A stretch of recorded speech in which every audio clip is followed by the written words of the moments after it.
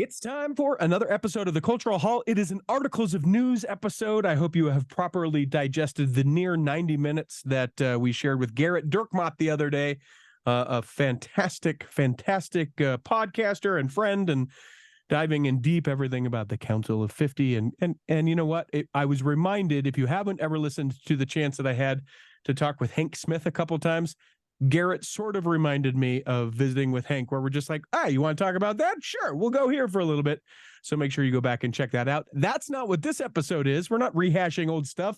It's new stuff constantly. The most producing Church of Jesus Christ of Latter-day Saints show. In fact, I would dare say the only one that exists. And, we do news. We do articles of news. And today joining me is Megan the Mitch Mitchell. Hello, Megan. Hello. It's me again. Hi, it's me. Now, people might wonder, we get a lot of Megan. We get a lot of Megan here on the show, and I want you to know her schedule and my schedule line up well. It's true. Which isn't to say I don't love you, have you on the show, love having the discussion with you and all the things. But let's be frank, some of it is that your schedule and my schedule. It's convenient. Yeah. Yep. Yeah. Yeah, it's funny. I had somebody reach out to me who is, he's not a member of the church, but he listens to the Cultural Hall, and he's been listening since I kind of got my foot in the door, talking with you on news and stuff. And he's like, so when are you on? Is it like regular? Like, is there like a day that you always record with Richie? And I was like, oh no. I was like, no, Richie puts out a thing. I don't want to give away the behind the scenes. Oh, and no, give it away. This is how it goes. This is what I said. I said to him, it's hilariously disorganized in the best way possible. Yep. And I was like, Richie puts out an ask on our host Facebook group, says, who can record? And I say, I can. Here's the time. I can do it. And then I go, that's not going to work for me. Who else? What else we got? And sometimes we try and line up and do it, and other times we don't. Well, hello, friend that is not a member of the Church of Jesus Christ of Latter-day Saints, who may, in fact, listen to this. Okay. Well, hello, you. Are we not outing him because he's not a member of the Church of Jesus Christ of Latter-day Saints? We don't want to send ministers to his house? I'm sure that he will be fine with me outing him because he's been on my podcast twice. Sure. On the Little Lessons podcast. Let's go with Nick. Okay. Hey, Nick. Yeah. He'll be excited to get a shout out. Well, there you go. I mean, we barely shout out members of the Church of Jesus Christ of Latter-day Saints, let alone agnostic people that aren't members of the church. I'm just trying to say the name of the church as much as I can. How are you, Megan? I'm well. Yeah? I'm well. I mean, here's the thing, Richie. I'm living in a state of constant overwhelm right now. Utah? Ba-dum-dum. Yeah, kind of. But I was talking with my husband the other day because I have a lot of irons in the fire right now. Well, kids. Yeah, there's that. But is it... But beyond the kids is what you're saying. Beyond the kids. Yeah. It's it's work and it's school and I'm planning a big event for my stake. And then it's the holidays. I've got my own podcast. And he's like, so you need to let something go. And I was like, okay, what? Yeah. What am I going to let go? The kids. And he's right. Exactly. And he's like, well, you don't financially, you don't need to have the job. And I was like, but the problem is that I'm learning a lot. I really like the job. Sure. And my boss kind of sees a way for me to move forward in the company into different roles. So I don't want to throw that away. And I'm I'm halfway into my semester. So obviously I'm not going to give up all of the tuition money I've paid, you know? And I'm telling you, the obvious choice is the kids. You balked at that idea, but I'm telling you. Listen, it's tempting. Grandma here, done too much. And it's tempting. How much are your folks and his folks local? So my mom is no longer with us. My dad lives in Arizona, and my in-laws live here. I will say my father-in-law is amazingly involved in their lives, but he's also 88. Okay. So a little. And my mother-in-law is, I'm not going to give away her age, but she's not a spring chicken either. Sure. And but I do have a now adult child. Sure. So we'll get them out. I can get her out. That's 70% less in the house. Listen, exactly. You got to start looking at it this way. Otherwise, you're going to drown. It's true. But no, when all was said and done, I decided that I am going to, this is going to really surprise you. The thing that I'm giving up for the time being is going to the gym. What? I know. Wow. And I know people are going to look at this and go, Megan, it's the gym. Nobody likes going to the gym because things are heavy, which I agree with. Mhm. But I have an amazing community at my gym. It's kind of Sure. like my therapeutic outlet. But I was like, I can get physical activity at home in my neighborhood. I can walk the kids to school and walk, Sure. a good Sure. amount. And I decided, amongst all of the overwhelming busyness, there's some important things that I have let slide in my life. Mhm. And that's things like my personal scripture study, Mhm. and maybe like reading a book, Mhm. and like doing homework in the earlier part of the day, so I'm not up at night sacrificing sleep so that I can Sure. get things done. So I have Sure. these things that I've let slide. And I told my husband, I was like, I need to just take that outlet that would be the gym, and I need to fill it with something else that can be an equally uplifting and edifying outlet that's actually going to be more productive in the long run of my life. So not So the kids, but the gym. All right. Well, if the gym doesn't work out, I expect you to start numbering the kids. Like, okay, you'll be the first to go, second.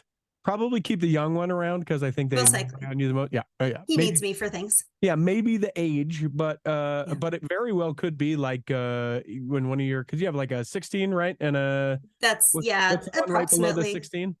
So I have an 18-year-old, a 16-year-old, and Uh-huh. then a 14-year-old who's almost 15, Right. All and right. then So, a so here's 12-year-old so here's what you do: the 14 and a and 9-year-old. 16-year-old, because you know how they're just kind of like, I already know everything. You Yeah. call them on it, and you're like, cool. Here's your bag. Figure out Right. a place, and then you send them out. You live in a safe enough community; they'll land okay. Well, And I I know people have in my plenty of ward who friends. will adopt them. Yes, and it's not forever. It's till 2024. Yeah, Mom's got exactly. stuff. Can you Mom's got take care of stuff. the kids? You Yeah. want the steak nativity exhibit? Take a Yes. kid off my Yeah. hands. Take the kid or no Jesus is basically what you're Exactly. saying. So Yeah. what choose ye this day is basically what you're saying. I get it. I mean, it's good, better, best, Yeah. Yeah, exactly. Well, Anyway. I'm excited. Let me tease a couple things that are coming up because that's basically all I've got going on that I would share. I'm interviewing for an upcoming episode of the Cultural Hall, McKay Coppins. That is now confirmed. We're going to talk about Mitt Romney, so I'm really looking forward to talking about that book. He's coming Can I back into sneak the in for Cultural 5 Hall. minutes? If you promise to keep your hands to yourself, and yeah, I'll get you the time when that is, and hopefully that aligns with what schedule wise as far as that goes. And then also Leah Satilli, which people may not know is common. She works for Oregon Public Broadcasting or Oregon Public Radio. She did the Bundyville podcast and also wrote the book about Chad Daybell and Lori Vallow, When the Moon Turns to Blood. So awesome. among other things, she's a phenomenal person, and this is the third or fourth time we've tried to reach out and track her down, and we were close to her before, but that's coming up as well, so that's super exciting.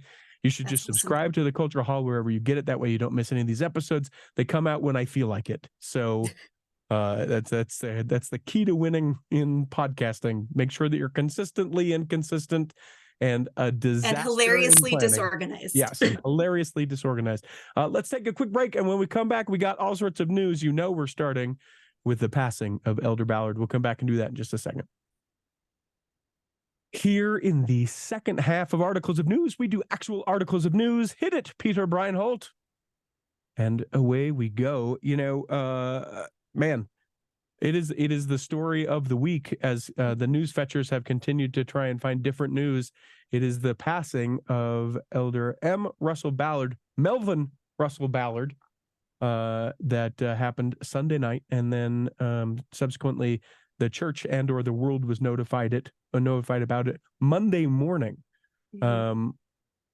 What do you where do you go when you think about these apostles that are passing? So when this happens, and I will say it's been probably the last like 10 years that I've really paid attention to like the emotional connection that I have to when they pass away. Like when a prophet dies, that's a different story. But when one of the 12 dies, it's like, oh, that's sad. He lived a good life, but I never really comprehended how like the people chosen to fill those vacancies the overreaching effect that it has on the membership of the church, the global appearance of the church, just the projected things that could potentially happen in the church over the next, several years, what that means for who the next prophet is going to be, all of those little intricacies. I haven't really paid attention probably with maybe since like the last 10 years. I would say it really like became something that meant something important to me. But when he passed away, I first was like, well, I'm glad he doesn't have to listen to all of the nonsense anymore since the Tim Ballard thing came up, because I felt like in certain corners of the internet, surprising no one, his name was significantly dragged through the mud in ways that were unfair, and some ways that maybe people could make a connection, but I don't think it's fair to like drag the name of a 95-year-old man through the mud who is trying to do good things in the world, So I I'm glad he support doesn't. him in his calling, but I do not support him as an individual, was what I saw the most of. Yeah, for sure. Right, exactly. And so I'm glad that he doesn't have to deal with that anymore. And now he's reunited with his sweet wife who passed away in 2018. And so it hadn't been too long. For some reason, when there is a picture that's going around the internet, and I don't have any reason to think that it wouldn't be accurate, of a headstone making its way from Utah County up to Salt Lake County. That is the headstone of Elder Ballard. It's this sort of, I wouldn't say behemoth, but it is a large kind of headstone. And it has different principles. There it is. I found it. Different principles and things that that they want to be remembered for. But I, in all of the reporting, I hadn't heard anything about whether or not she had passed or if she was still with us. Yeah, so she passed away October 1st, 2018 at age 86, which it was because of she had faced a long battle with health issues, including Alzheimer's. So yeah, that happened not long after he was ordained. I guess is it an ordination, or he was made acting president of the Quorum of the 12, because that happened in 2018 when the first presidency was reorganized. And then the other thing that I go to is who's going to fill his vacancy. And also now, so he was acting president of the church, and in seniority, the next, or not acting president of the church, acting president of the Quorum of the 12. Seniority wise, that would mean that Elder Holland will now be the acting president of the Quorum of the 12 Apostles. Right. But we all know that his health has not been stellar in the last few years. Will those duties kind of get delegated to Elder Uchtdorf, who's the next senior? Yeah, interesting. I don't think that's how it works. I think it goes strictly by age. So no, I know that. Like he would still be acting president, but maybe some of his duties. Well, sure. Maybe get passed down 100%. To if he's like, guys, I can't do this very well, or they recognize, they're not going to be like, sorry, Jeffrey, go to work. No, of course, it sort of gets absorbed into, whom and how can take care of it. So before I get into the things that make people super uncomfortable when we talk about the passing of folks, like when we talk about succession, etc., I want to share this because this is from the headstone that the picture was shared. It's interesting. So it has, I'm going to try and read this a little bit better. It says, always love and honor our pioneer heritage, walk with faith in every footstep. That's sort of there's like a middle bigger pillar, and then there's M. Russell Ballard on one side and Barbara Bowen Ballard on the other. And on the M. Russell Ballard, it says remember, and then it has 7 points. And then on the Barbara side, it has there's 6 points. I just think these are interesting. When you think about like dead in the ground, here's what I want you to remember me by. This phrase, these points, it's significant. So I think worth highlighting maybe. Barbara says, what matters most is what lasts longest. It is good to laugh, listen with love, teach by example, be kind and gentle, and be quick to forgive. That was the ones that she has on hers. And then on Elder Ballard's, this is interesting too. His is think straight, keep it simple, preach my gospel, seek the one, counsel together, stay in the heat and hold on, love and just serve. So pretty significant things when you think especially about like, hey, you got no more from me. That's it. Well, and they align a lot with some of his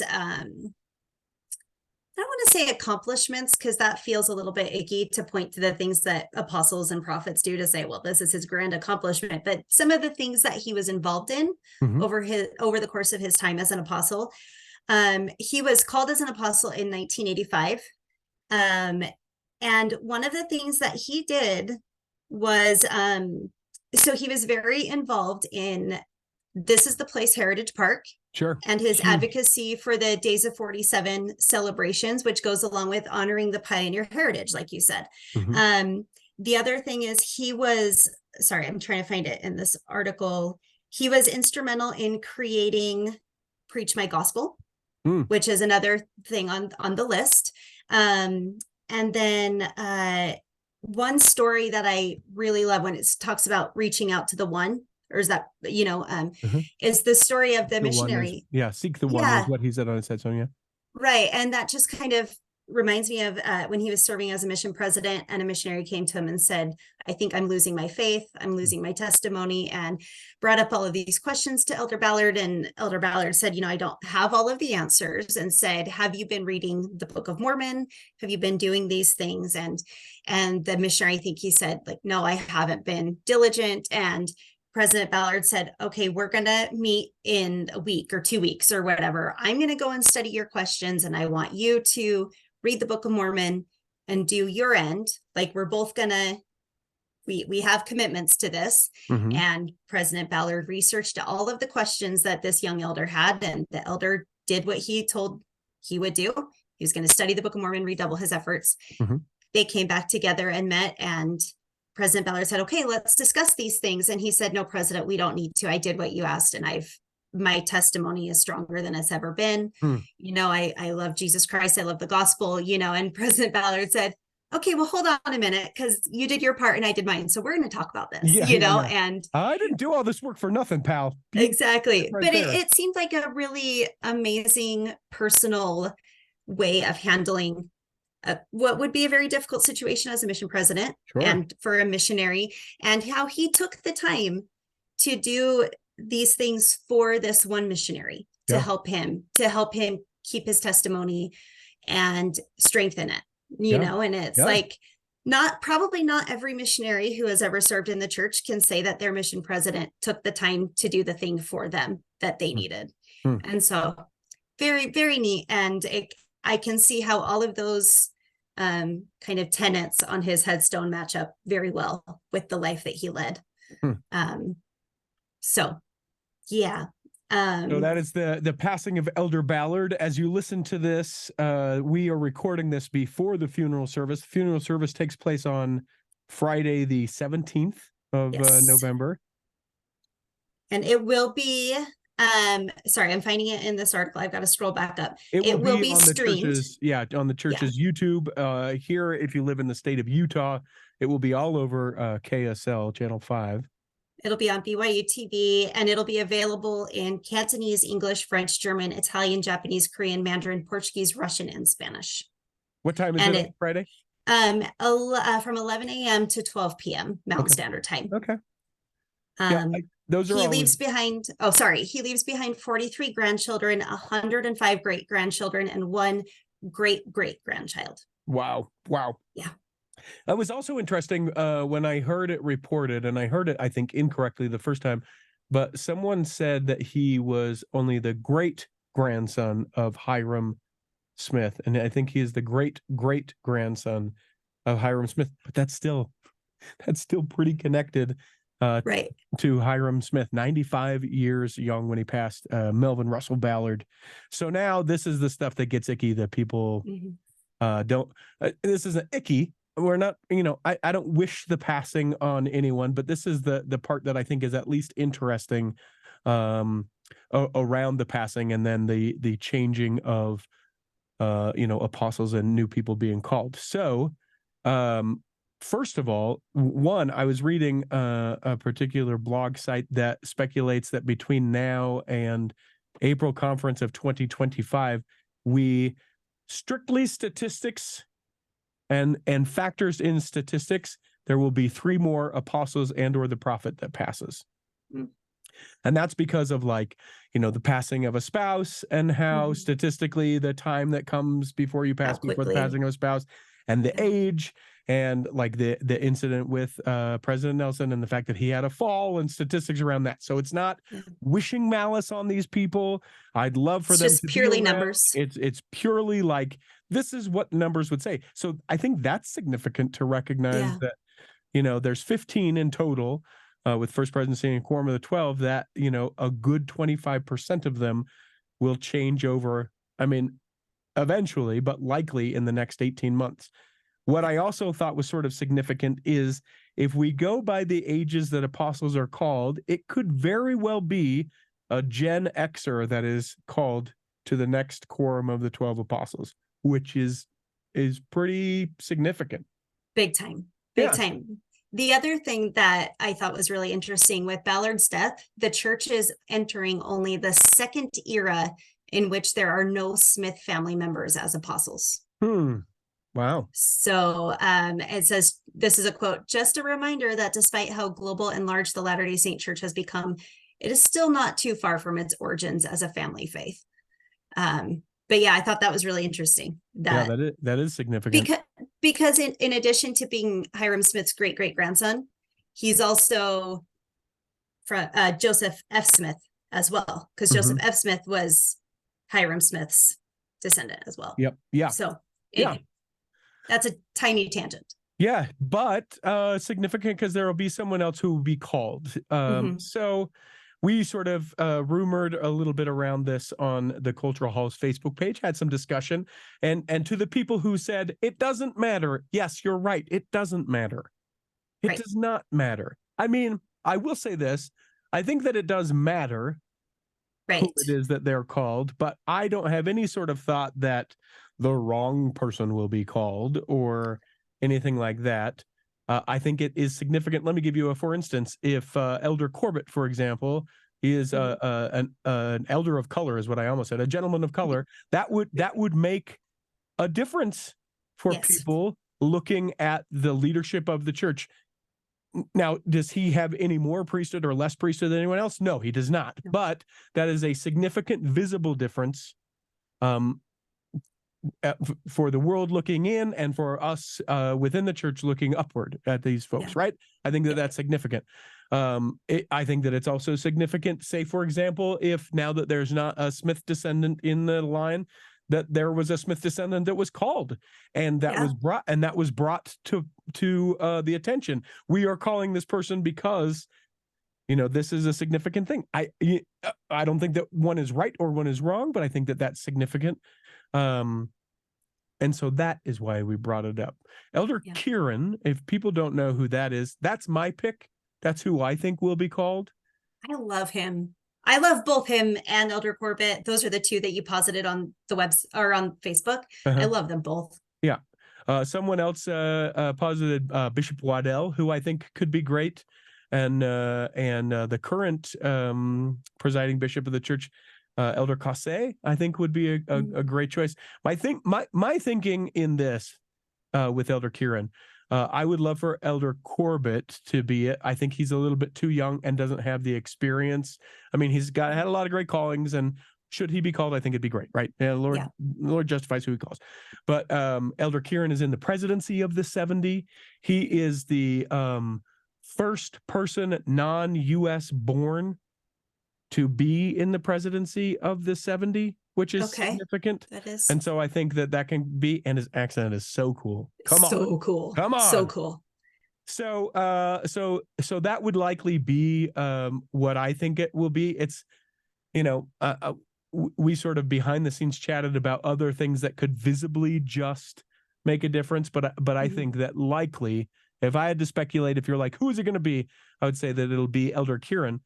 The second question that I have is, are we waiting until April General Conference Because this is, That's we're November 23 right now. right. That's what I was wondering too. My thought on that is that, I mean, obviously they're going to wait until after the funeral, after Yeah. all of that. I would guess that given ages and current health status of some of the people serving right now, they might want to get it done fast. Sure. And get the call extended, and then obviously do the sustaining in April. Or maybe they do like sustainings for that, like in the wards? Like, could they just do that all around the world? Or would they wait until conference? Because we sustain them all in state conferences and ward conferences. Sure. Could they extend the call and then say, okay, in your next state conference or your next ward conference, do the sustaining, and then we'll do it in I don't know. You know what I mean? That's an interesting question. I would imagine, and I don't see any reason why you couldn't, but that you could be called and then you're just eventually sustained at the next general conference. Yeah. I mean, that happens in wards all the time. I was called as a Sunday school teacher in August, and I just barely got sustained for it.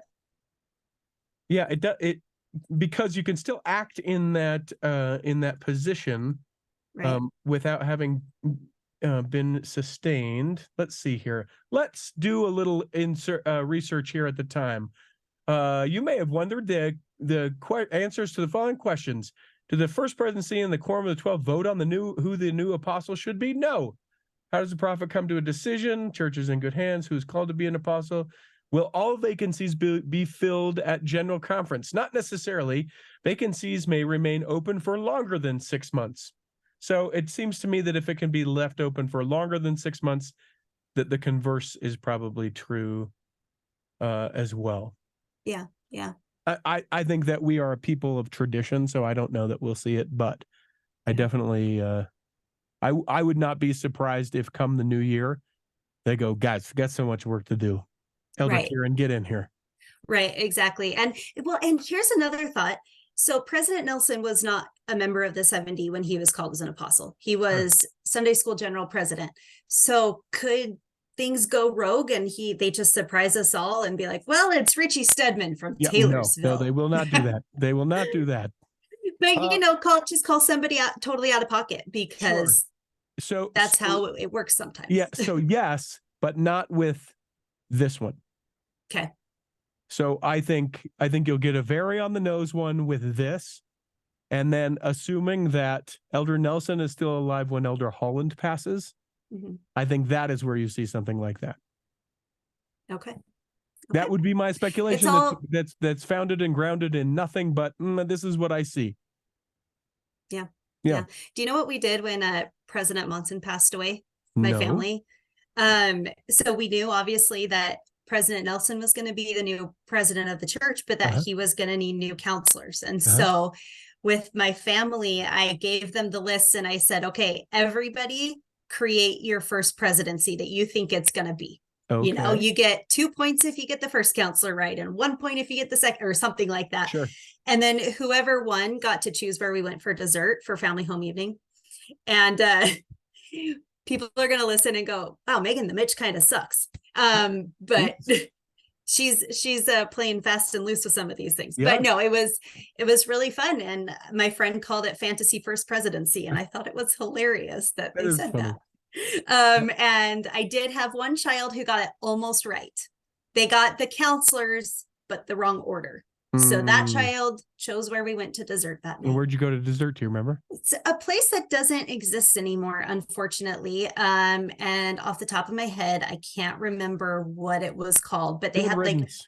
It was so good. And I was so sad when they closed. We can't go there. Good riddance. I don't care. They had the coolest ice cream flavors.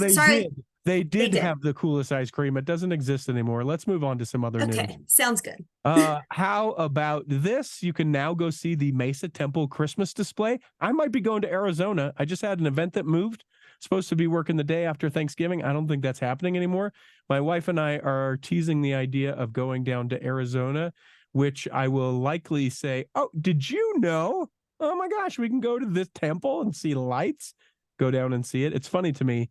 In the news article that we'll share in the show notes for this episode, you can see them it's years past, and the lights that are available there.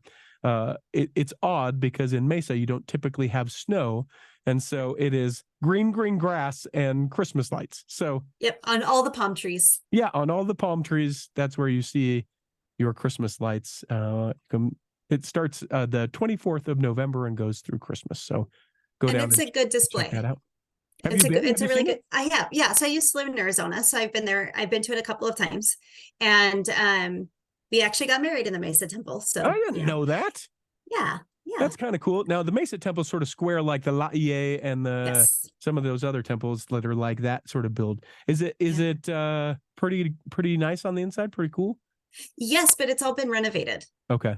because remember they closed down Mesa for a while. And like the whole blocks around it Yeah, and built it. Yeah. exactly. Okay. Tore stuff down, rebuilt it, but yeah, it was beautiful You inside. haven't gone back since? Since it's been rededicated? Yeah. No, but that's only been like 2 years, maybe. Like it Put the hasn't. kids in the car and tell hubby that you're doing a thing. You're like, listen, I gave up the gym, but we're also going away on a trip. Get in the car. Here we go. We're gonna go see. Well, as I'm sure people remember, I've been on a few trips this year, so maybe another one isn't in the cards. But here's the problem, Richie. I have a really complicated relationship with Arizona, so I don't actually love being there. I grew up in Oregon. When I was in college, my parents retired down to Arizona. That's where my sisters and their spouses started their lives. And so Arizona has never really been my home. But if I were to go home, that's where I would go to, which is weird because I don't. And like I got married there and started my life there, but that's also where my mom died. So it's a lot of very complicated, like good and hard and bad and sad and happy, but also miserable. So it's just a very complicated relationship for me. So if somebody says, hey, Megan, go on a trip, that's not the first place I'm going. It just isn't. And growing up in Oregon where everything's green and beautiful, and then going to Arizona where everything's like brown and desolate, it's like meh, you know. And my husband gets frustrated when I say that because, like I said, we got married there. We lived our first year of marriage there. We had our first child there. And those are all amazingly happy, wonderful, eternal memories. But that's like 3 memories. And then I have it all contrasted with my mom dying right after I got married. So anyway, that's a little history of Megan. Couldn't have brought up Arizona. Got it. No, but I will say No, the light display is incredible. Okay. And the Easter pageant, which they're keeping when they sunsetted all of the other pageants, they're keeping that one, and it is incredible. It's unlike anything you'll ever see. So I've only been to Arizona, I think 1 or 2 times. Like I've been to the Grand Canyon, but I feel like that doesn't count as like Arizona, although it is Arizona.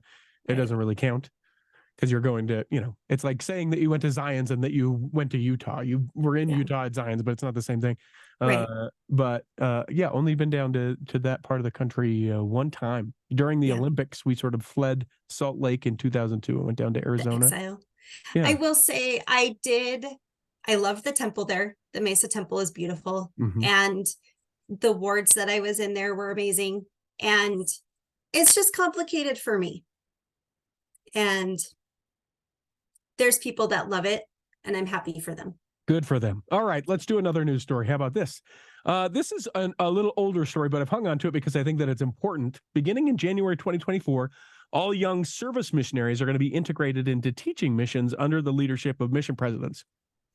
Service missionaries will continue to report to a service mission leader couple who will work under the priesthood keys of the mission president. The service mission leader couple currently provides and will continue to provide day-to-day supervision and assistance to each young service missionary. This announcement went out back in September, and that's how long I've held on to it. Not for any reason except we just didn't get it.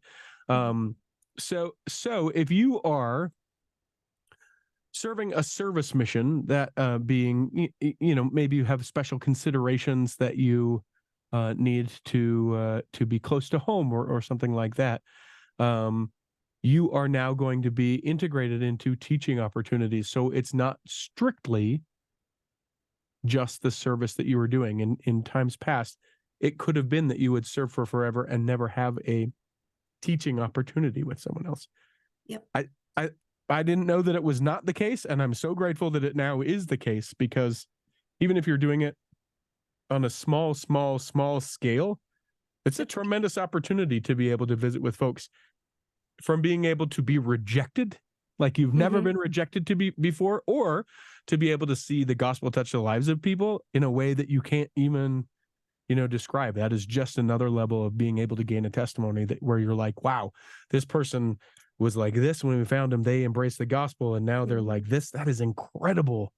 I don't know that I would have ever thought, but the way that the Lord changes their heart and then subsequently changes their lives is just cool. So good on us, service missionaries, and being integrated and all the things.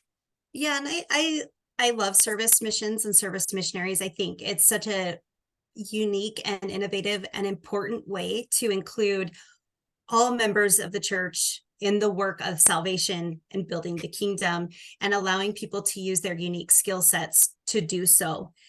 I think it's probably also gratifying for people serving those types of missions to say, you know what, I can do more than clean the church every Sunday. I can do more than that.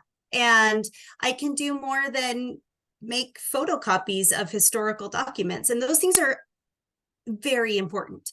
But to know that, like, the church believes and knows and understands that I can do more, and I think that's neat for those missionaries who are serving those really important and unique missions, that to integrate them. It's just an awesome change.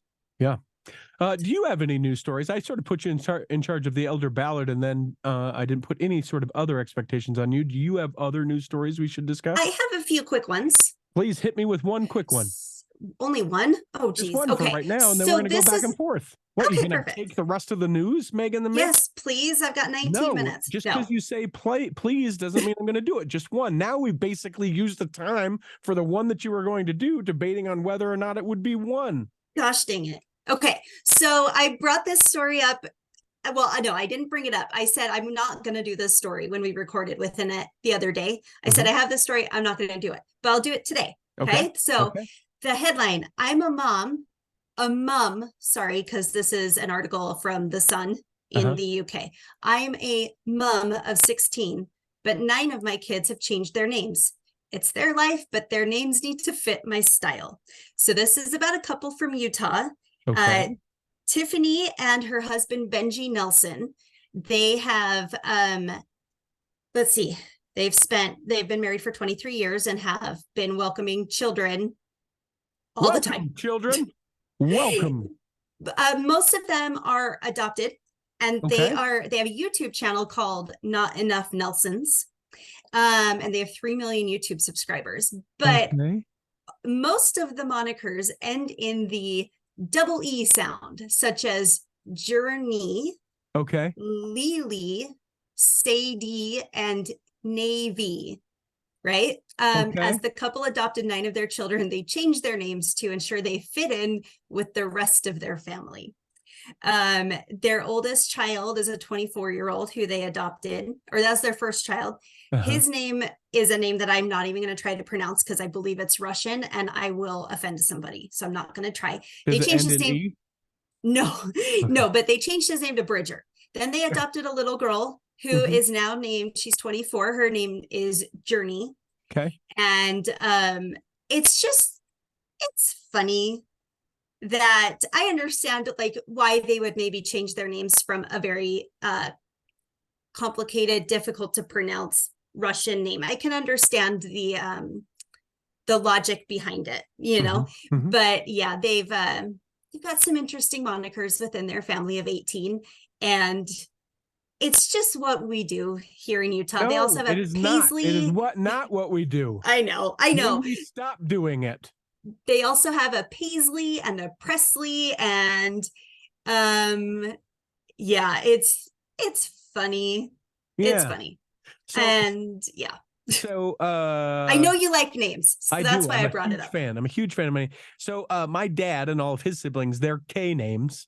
That was, and I'm all M's in my your family with your sisters. But there's only 3 of us. Yeah.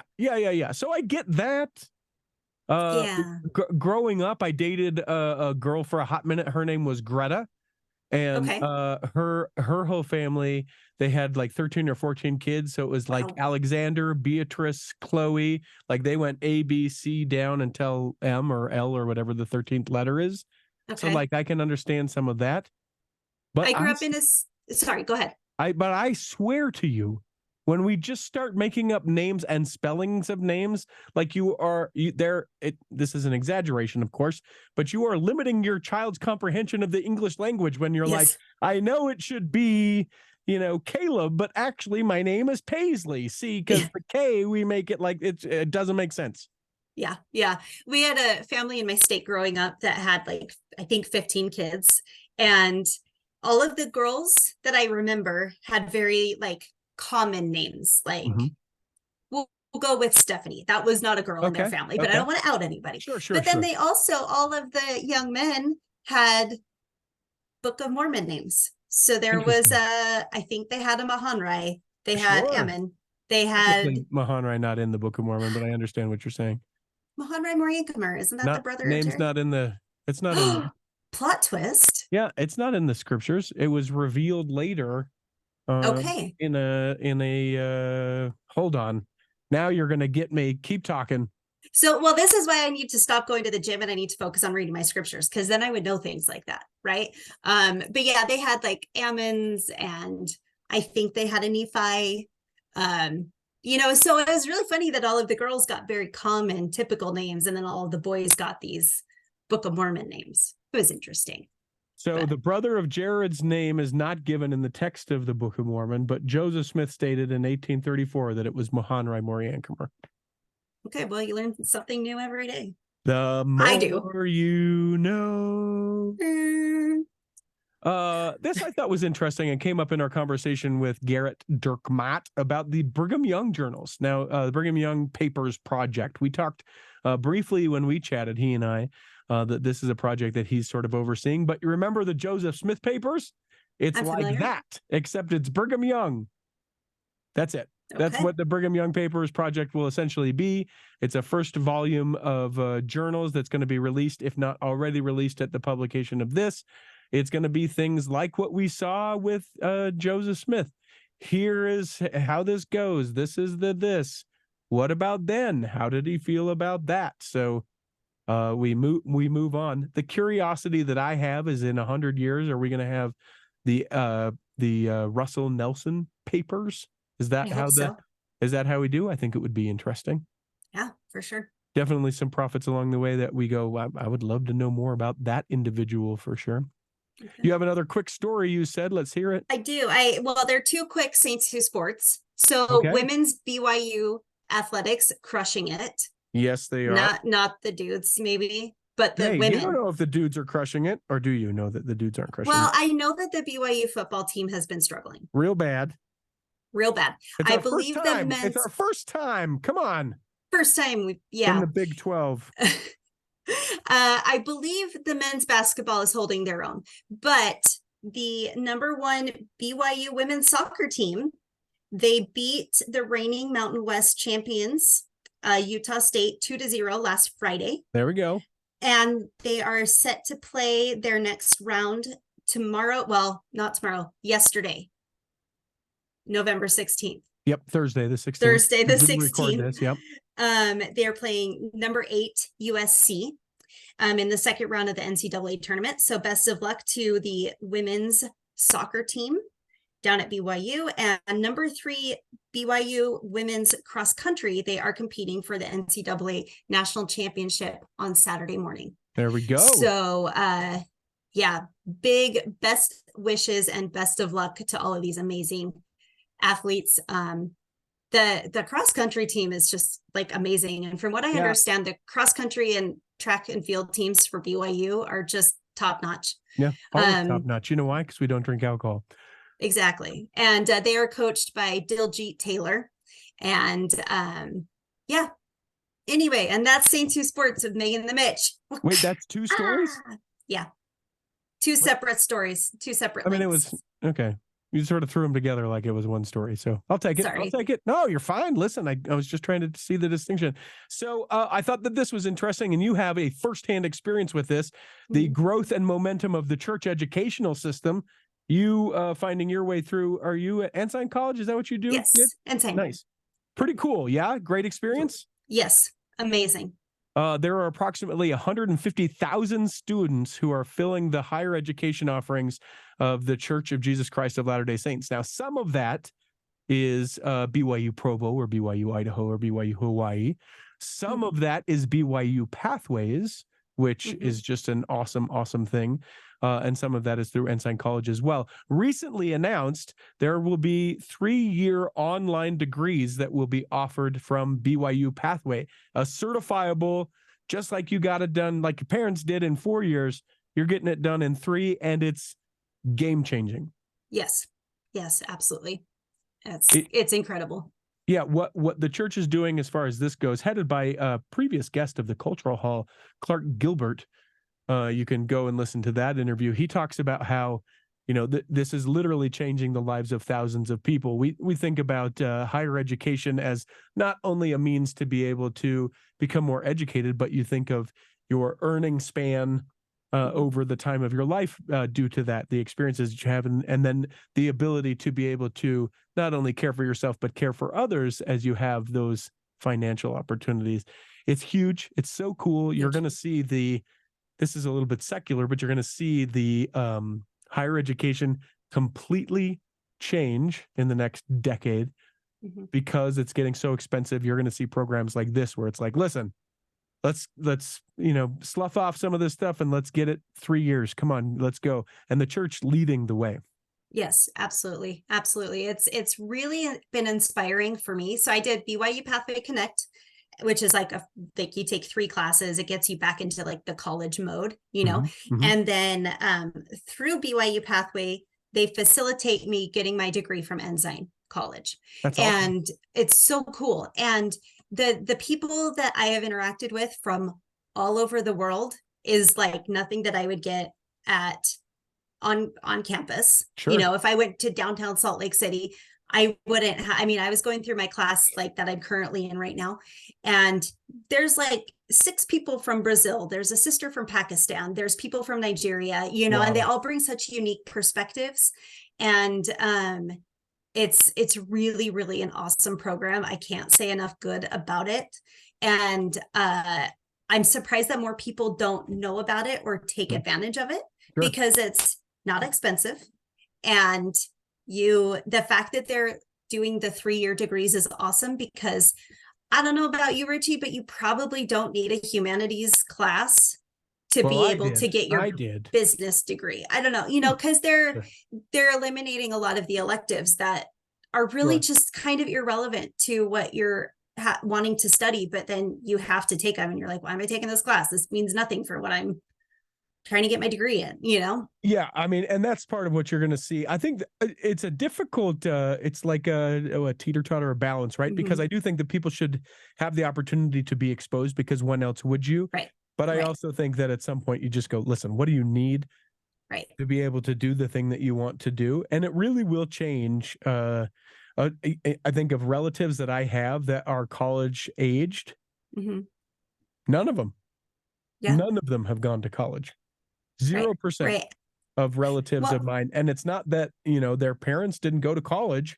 They did, both master's degree holding, but 3 of them said, it's not the thing for me. I'm not going to do that. And part of that is because we see a generation of people just drowning in school debt. And it's debt that they accumulated while they were I don't know what I'm going to do, but I guess I'll take this American studies, take this underwater basket weaving class. Yeah, exactly. And there are kids who are graduating right now who they don't know what they want to do. Maybe their grades haven't been the best, and maybe their SAT and ACT scores haven't been up to snuff. And so they look at it and go, well, college isn't an option for me then, because I don't have what I need. Well, guess what? BYU Pathway, they don't look at ACT and SAT scores. You submit your application and you're accepted in 5 minutes, and it's because they're making it accessible to everyone. And then the other unique thing about their program that I think is so cool is that as you work your way to getting your degree, you end up graduating with your degree plus 3 certificates. That's and awesome. So like by February of 2024, I'll have my first certificate done, which Boom. makes me more employable than as a stay-at-home mom for 18 years with almost no secondary education. Now I can submit a resume and say, yes, I have a certificate in social media marketing, and that helps things a lot. Yeah. And well, and I think also too, the stigma of like, oh, you went to Ensign College, right. I think that that's disappearing. I think that, it literally is just like that. Can you do the thing I need you to do? There will always be this sort of prestige for some of these places like Harvard or Oxford or, those kind of things. Right. But I think by and large, I mean, in my entire professional career, both, with what I'm doing now, what I was doing previously in the communications industry, when I go to large companies and municipalities and say, hey, I would like to consult you in this thing that you're trying to do. You know how many times, literally how many times I've been asked about a degree? Zero. Can you do the thing that we want you to do? So, there we go. It's awesome. I know we got 5 minutes. Let's do this. Buckle up. Here we go. Let's go. The church getting, let's go here. The church donated $1 million to the folks in Acapulco. If you haven't been following this, Hurricane Otis, this is a little while back, but it has destroyed so much of Acapulco, Mexico. It hit the area there at the end of October. It was a Category 5 storm. $1 million won't even make a dent in it, but the church is working with several different programs because we're able to, because we're able to have the organization efforts of the church. It certainly is a way that we can be able to distribute this relief in a quick hurry. So Elder Bednar down in Mexico is like, here, listen, we got this. Here's $1 million. Hopefully we can start to aid in the relief of that. But if you haven't seen some of the pictures of the devastation from that, real bad, real terrible. Let me tell you this, the Church of Jesus Christ of Latter-day Saints in the Africa West area and the Islamic community in West Africa have forged a relationship built on a mutual desire to strengthen interfaith cooperation, advocate for religious freedom and tolerance, and engage in peace-building efforts.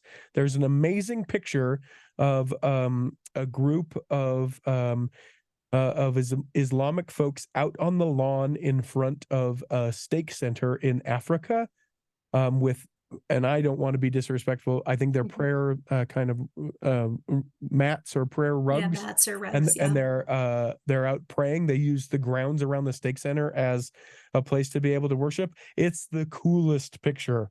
That's representing interfaith. So you should check that out. That's in the show notes. You have another quick story? No, but you wanted to talk about something. Oh, yeah. Well, I'm excited because there's part of this that you don't know about. Okay. So you sent me a text message the other day that you said, hey, what about this? So bring folks in on that. Which one? I would say the one having to do with books. Okay. So I had this idea for the Cultural Hall Book Club, where once a month, maybe once every 2 months, whatever interval, pick a book for us all Cultural Hallians, is that what we call ourselves? To read that lifers book. Or converts is what Lifers we call those who listen. Yeah. Lifers or converts to read the book and then have some sort of something in place, some sort of pick a few listeners who have read the book to come on and do a recorded Zoom call where we discuss the book and potentially invite the author in to be part of that discussion. Because a lot of authors will have like book club discussion questions, and they can all be books written by Latter-day Saints or written to the Latter-day Saint audience, maybe it's a biography of an apostle, maybe it's Romney A Reckoning by McKay Coppins, maybe it's Mr. Mayor's book, whatever. And maybe there's a contest to who gets picked to be on the Zoom. I don't know. I'm just throwing out ideas. Yeah. Yeah, I thought that could be an interesting way to connect our little weirdo community a little bit. Yeah, I love it. I love it. And I would love people's feedback on it. Contact@theculturalhall.com. Now, Megan, before you were even a glimmer in the Cultural Hall's eye, Mhm. before we had even, whatever, if you go into iTunes, you will find one episode of the Cultural Hall Book Club. Oh, We plot twist. about a decade ago, we tried doing a thing similar-ish to this, and Okay. what happened was I couldn't relinquish control, and so it died.